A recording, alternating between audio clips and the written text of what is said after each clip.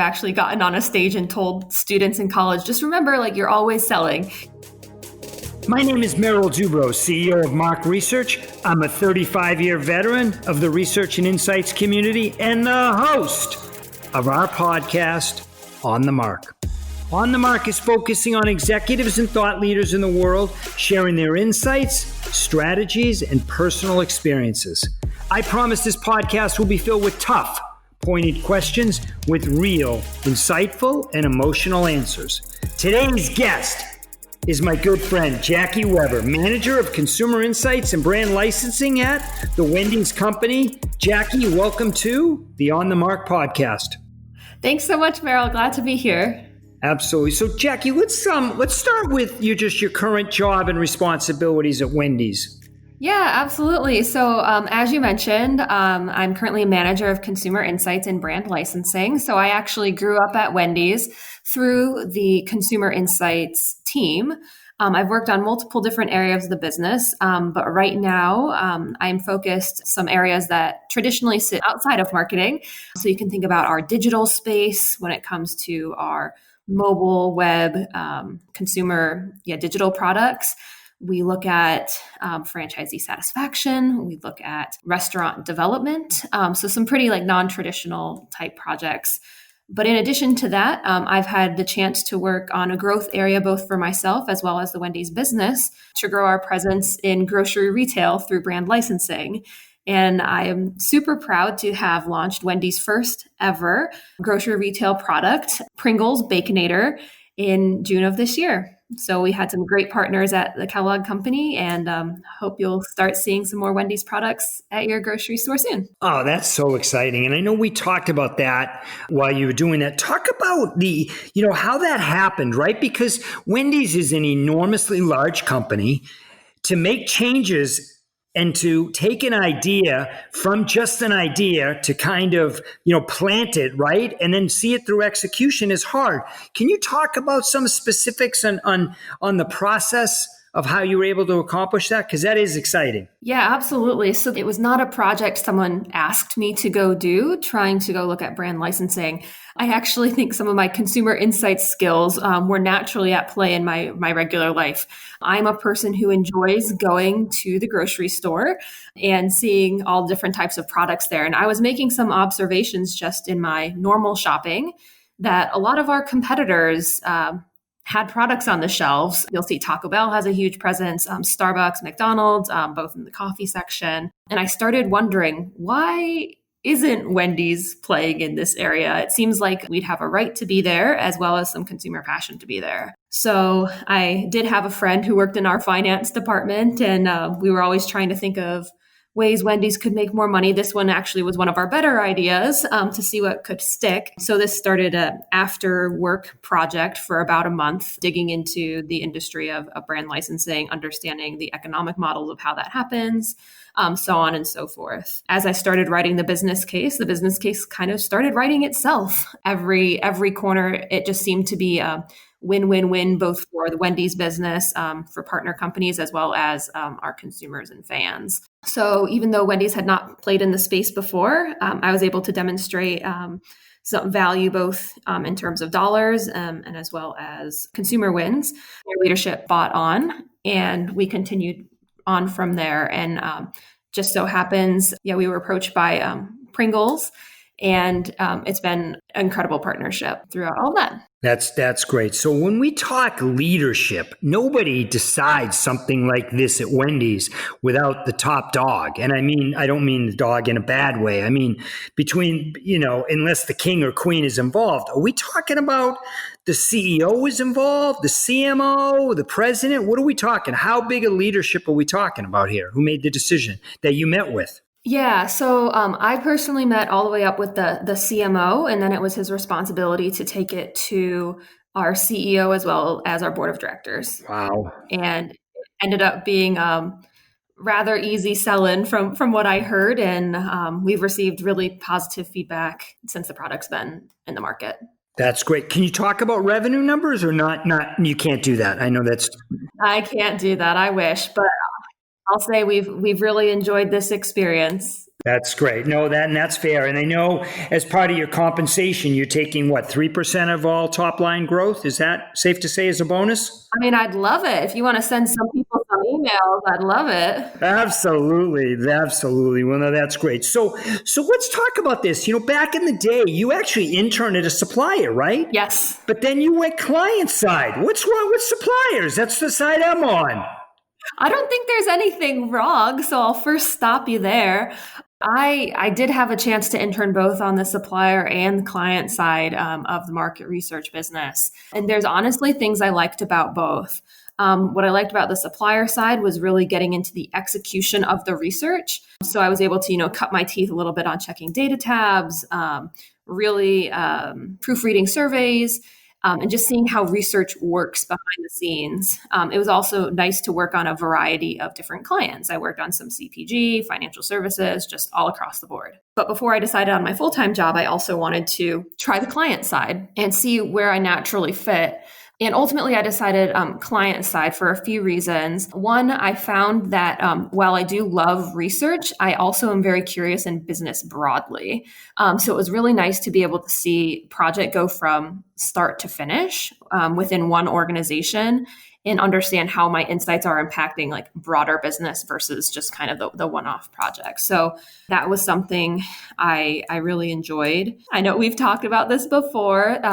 One of my biggest passions in life is horseback riding, and I have a certain, income level to support that kind of lifestyle.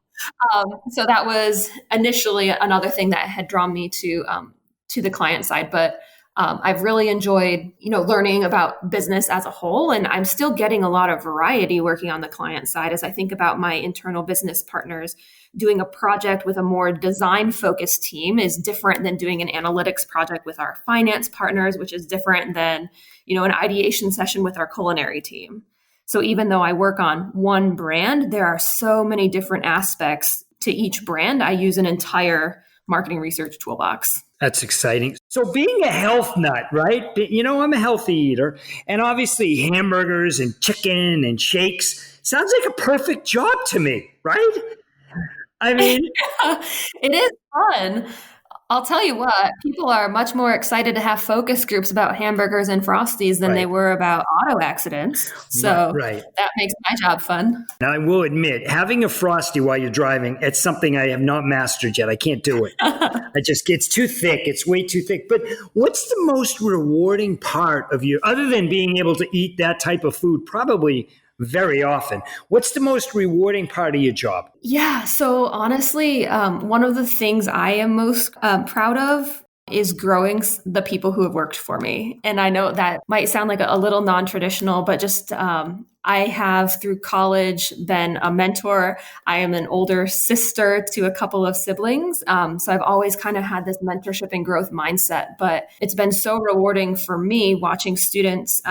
Most of our interns have been from the Michigan State Masters of Market Research program, taking students from that program who, when they first come to Wendys, don't know all the rules about who to copy emails on in the workplace, to seeing them years later just flourish and be so confident in their roles. Knowing that I have been a part of that has been so incredibly rewarding for me. That's great. No, that is, you know what? And we've talked about that a number of times, and I know you're really, really good at that. But let's stay with you for a minute. If I've said to you, Jacci, how have you grown? How have you matured as a business research professional in the past 2 years? What would your answer be? I've grown the most as a researcher by becoming more of a general business practitioner. So to be a good insights person on the client side, you can't just stay within your silo of insights of this is the concept that performed the highest, therefore that is my recommendation. That's not going to fly. What you need to understand is how the different business departments work, what are their constraints and restrictions, what are some of the challenges that they're facing. So when you're coming out with a recommendation, it's very well thought out and maybe something that's actually actionable on their end. So being able to understand the entire dynamics of a business from the finances to the supply chain to our restaurant operations has really enabled me to be a better researcher and then also a better coach to those who are in the building. That's great. How big is your team? So our insights team in total is about 12 people, but on the team that I manage, there are 3 of us. Great. So if I give me the initial of one of them, the first initial of one of them. A. Great. A. And I got A on the phone yesterday and I said, A, can you do me a favor? Sure, Merrill. Can you give me 5 words to describe Jacci? What 5 words would she say? I think she would say approachable. I've made it very clear to the team that I want them to ask questions. Supportive. They know even if I push them out of their comfort zone at the end of the day, I'm here to support them and, give them the air cover and coaching that they need. I would say detail oriented.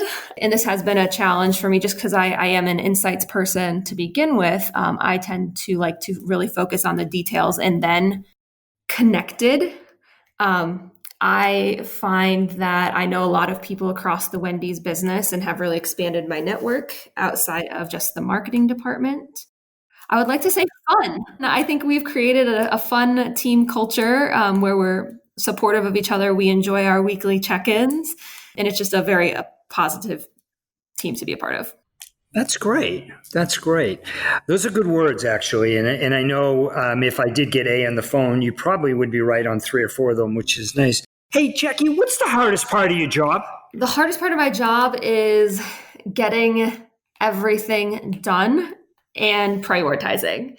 As a business, we have a lot of ideas in a lot of different areas we want to go attack, but limited resources. So trying to find that right balance of getting all of the projects done, and also maintaining a good life outside of work has been a challenge. But at the end of the day, I love my job and it keeps me very motivated. That's great. Give me the most important. I know obviously you went to Michigan State. You know I'm involved in the program as well, and I know you're obviously a very important person on the board at the MSMR program in Michigan State. What was the most important learning that you took from that experience? Yeah, I think so. There's 2. One, just from the actual school part, I got a really great grounding in technical competency in the marketing research space. But more important than that is I took away the importance of having a network. To this day, my best friend in the world is someone I met through the MSMR program. And then continuing to stay involved with that program, I've met wonderful people such as yourself. You never know who you're going to run into. You never know when someone's going to be able to help you or you're going to be able to help them down the line. But being able to have access to a network of people who are passionate about the same things that you are was a huge learning from the MSMR program. That's great. That's great. You want to shout out to your friend, your BFF? Yeah, her name is Emily Shepard, and she works at Directions Research out of Cincinnati. She's actually an amazing person. She's one of these special people who can work in both the left brain and right brain. So she understands the research, hardcore analytics, but the way she's able to visualize and tell the stories is very unique, and she's very talented in that area. So, hi, Emily. Hi, Emily. There you go. There you go. Give her a little shout out. I love that. I love that. I would suggest when I do a lot of presenting at universities and also at conferences, I always say everybody's in sales. Mm-hmm. And people shake their head. They look at me like I'm goofy. They walk out of the room. They throw stuff at me. Thankfully, I duck. It doesn't hit me. And the reason I say that is because they're selling either themselves to get a job, they're selling a product or service, or they're selling an idea to a colleague, to their boss, to a leadership team. Do you agree with that? I mean, is that something you've had to learn over time as well, that everybody is in sales and really understand that and put that in motion? I 100% agree with you. And I think in the past, I've actually gotten on a stage and told students in college, just remember, like, you're always selling. You're always selling yourself. You're always selling your ideas, no matter where you are. And you might not in the moment think of it as selling, but when you're up there sharing your research results with a brand team you're hoping to impact, yeah, you're selling. You're trying to change their minds. So I'm with you. And if everyone boos you off the stage, I will stand up and clap for you. Oh, nice. Thank you. Thank you. All right. Well, you may not want to get too close if they're throwing like peaches or apples. Hey, obviously we're in the middle of this pandemic. And I say in the middle because actually It's September as we talk about this. I don't think we're in the middle of it yet.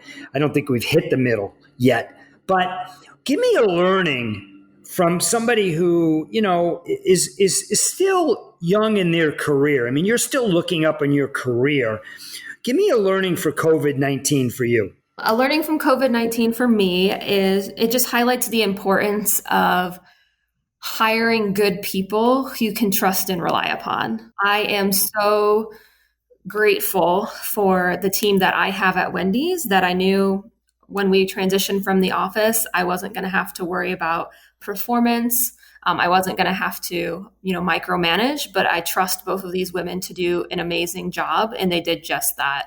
But if I did not have the amazing talents of them, it would have been a harder transition. So it just highlighted to me, and Wendys broadly too, just the type of people that we hire, really talented, hardworking, trustworthy people that no matter what life throws or what flexibility you need, we'll be there to perform and support the business. That's great. So you've been at Wendys for 6.5 years. You've been promoted a couple times, right? What's your next promotion to? And where do you hope this comes? If I said to you, hey, listen, Jacci, you're going to be at Wendys for the next 31 years or 31 years in total. Where do you want this to go? Do you want to kind of segue into marketing? Do you want to go into brands? Do you want to run some product lines? Do you want to be the CMO? I mean, what do you think the path is for you? Yeah, I am interested in broader business. I think if I had to say right now, what would I want?